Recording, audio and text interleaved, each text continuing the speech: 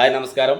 Voice of മുജീബിലേക്ക് അവർക്കും സ്വാഗതം. Channel ആദ്യമായി കാണുന്നവർ സബ്സ്ക്രൈബ് ചെയ്യാൻ മറക്കരുത്. ഗൈക്വാദിനെ മാറ്റി മഹേന്ദ്ര സിംഗ് ധോണിയെ തിരിച്ചു കൊണ്ടുവന്നിട്ടും CSKക്ക് രക്ഷയുണ്ടായില്ല എന്ന് മാത്രമല്ല, ഗൈക്വാദ് നയിച്ചതിനേക്കാൾ അതിദയനീയമായിരുന്നു ഇന്നത്തെ അവസ്ഥ.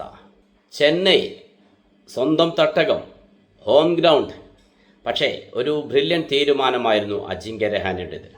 ടോസ് ലഭിച്ച് ബൗളിംഗ് തെരഞ്ഞെടുത്ത ആ ഒരു തീരുമാനം, അതുമാത്രമല്ല ആ ഒരു തീരുമാനം ശരിവെക്കുന്ന പ്രകടനം, ഒന്നിനൊന്ന് മികച്ച രീതിയിൽ എല്ലാ ബൗളേഴ്സും പന്തെറിഞ്ഞപ്പോൾ പേരും പെരുമയും കേട്ട ചെന്നൈ ബാറ്റിംഗ് നിരക്ക് പിടിച്ചു നിൽക്കാനായില്ല എന്നുള്ളതാണ് യാഥാർത്ഥ്യം. വെറും 103 റൺസിനാണ് ചെന്നൈ ബാറ്റിംഗ് നിരയെ KKR എറിഞ്ഞിട്ടത്. ആ 103 മറികടക്കാൻ വേണ്ടി KKR എടുത്തത് വെറും 61 ബോൾ.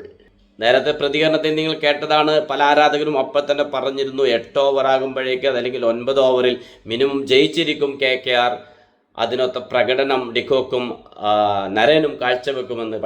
ഡിക്കോക്ക് നല്ലൊരു തുടക്കം തന്നെയാണ് നൽകിയത്. 52 റൺസിൽ നിൽക്കുമ്പോഴാണ് ആദ്യ വിക്കറ്റ് നഷ്ടമാകുന്നത്. അപ്പോൾ വെറും 29 പന്തുകൾ മാത്രമാണ് പിന്നിട്ടിരുന്നത്. അങ്ങനെ 2 വിക്കറ്റ് നഷ്ടത്തിൽ വളരെ അനായാസം നരേൻ്റെ ബാറ്റിംഗ് പ്രകടനത്തിൽ. നരേൻ ഇന്ന് ഓൾറൗണ്ട് പ്രകടനം, ബൗളിങ്ങും ബാറ്റിങ്ങും.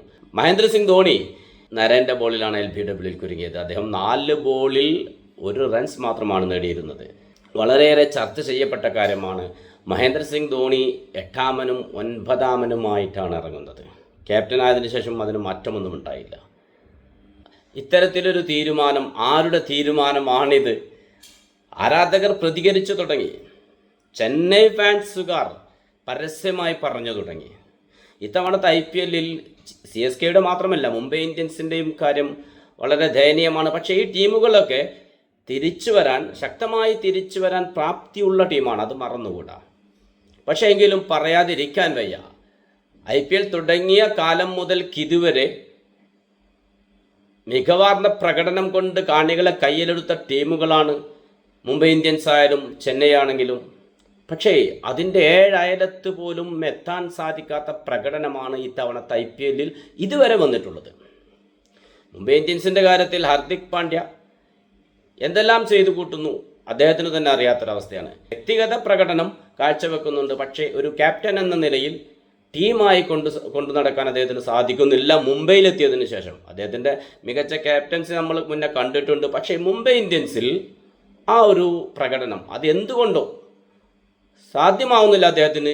അത് ടീമിനിടയ്ക്ക് പിണക്കങ്ങളുണ്ടോ മറ്റെന്തെങ്കിലും പ്രശ്നങ്ങളുണ്ടോ അതൊന്നും നമുക്കറിയില്ല. പക്ഷേ നമ്മൾ കണ്ടതാണ്, അവിടെ സത്യത്തിൽ മുംബൈ ഇന്ത്യൻസിൻ്റെ ക്യാപ്റ്റൻസിയിലേക്ക് എത്തേണ്ടത് സൂര്യകുമാർ യാദവ് ആണ് എന്നാണ് നമുക്ക് മനസ്സിലാവുന്നത്.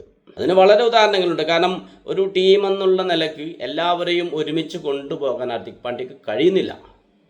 അദ്ദേഹത്തിൻ്റെ ഒരു ആറ്റിറ്റ്യൂഡ് ആ ഒരു രീതിയിലാണ്. അത് അയാളുടെ കുഴപ്പമല്ല. പക്ഷേ മുംബൈ ഇന്ത്യൻസ് ടീമിനെ സംബന്ധിച്ച് പുതുമുഖങ്ങൾക്ക് കൊടുക്കുന്ന സപ്പോർട്ട്, അതൊക്കെ നമ്മൾ ഗ്രൗണ്ടിലാണെങ്കിലും മറ്റുള്ള സമയത്തും നമുക്ക് മനസ്സിലാകുന്നത് സൂര്യകുമാർ യാദവിൻ്റെ ആ ഒരു സപ്പോർട്ട് അത് വേറെ തന്നെയാണ്. അത് അയാൾ ക്യാപ്റ്റനായിട്ടല്ല, ക്യാപ്റ്റൻ അല്ലാതെയും ഫീൽഡിൽ നമ്മൾ കണ്ടുകൊണ്ടിരിക്കുന്ന കാര്യമാണ്.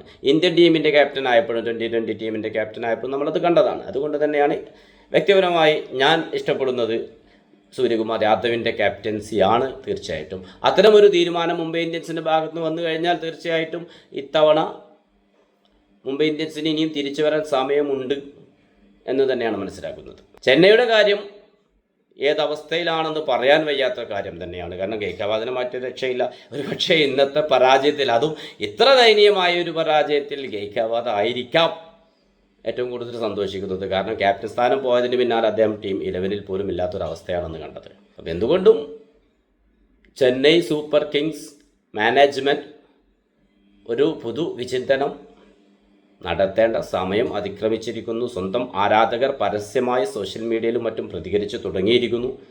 അതുകൊണ്ട് തന്നെ ഇനിയുള്ള മത്സരങ്ങളിൽ നല്ല വിജയത്തോടെ തിരിച്ചുവരൽ അനിവാര്യമാണ്. അതിനുവേണ്ടിയുള്ള മാറ്റങ്ങൾ. പക്ഷേ ഇന്ന് ധോണി ക്യാപ്റ്റനായി എത്തി. ആദ്യ മത്സരമാണ്, ഇനിയും സമയമുണ്ട്. ഇതിൽ ഇന്ന് ചെറിയ സ്കോറിന് ചെന്നൈ പുറത്തായപ്പോഴും ഞാൻ കരുതിയത് നല്ല ബ്രില്യൻ തീരുമാനങ്ങളിലൂടെ നല്ലൊരു ഫൈറ്റ് മത്സരം കൊണ്ടുവരാൻ ധോണിയുടെ ക്യാപ്റ്റൻസിക്ക് കഴിയുമെന്നാണ്. അദ്ദേഹത്തിൻ്റെ മറ്റുള്ള പ്രകടനങ്ങളല്ല, ബാറ്റിംഗ് പ്രകടനം. ധോണിയുടെ ബാറ്റിംഗ് പ്രകടനത്തെക്കുറിച്ച് പറയുകയാണെങ്കിൽ ആ പഴയ കാലത്തിൻ്റെ പ്രതാപമൊന്നും ഇല്ല. പക്ഷേ ഇപ്പോഴും അദ്ദേഹത്തിൻ്റെ തീരുമാനങ്ങൾ അതിൽ വിശ്വസിക്കുന്ന, അത് വ്യക്തമായി നടപ്പാക്കാൻ കഴിയുമെന്ന് കരുതുന്ന ആരാധകരും വിമർശകരുമുണ്ട്. ഇന്നും അത്തരത്തിലൊരു പ്രകടനം അദ്ദേഹത്തിൽ നിന്നുണ്ടാകും. അങ്ങനെ ചില തീരുമാനങ്ങൾ കൊണ്ട് നല്ലൊരു ഫൈറ്റ് മത്സരമാക്കി തീർക്കാൻ ഇത് കഴിയും. ഒരു പക്ഷേ ചെന്നൈക്ക് അവരുടെ സ്വന്തം തട്ടകത്തിൽ അദ്ദേഹത്തിൻ്റെ ബൗളേഴ്സിനെ കൊണ്ട് അത് നടപ്പാക്കാൻ കഴിയും എന്ന് തന്നെയാണ് നമ്മൾ കരുതിയത്.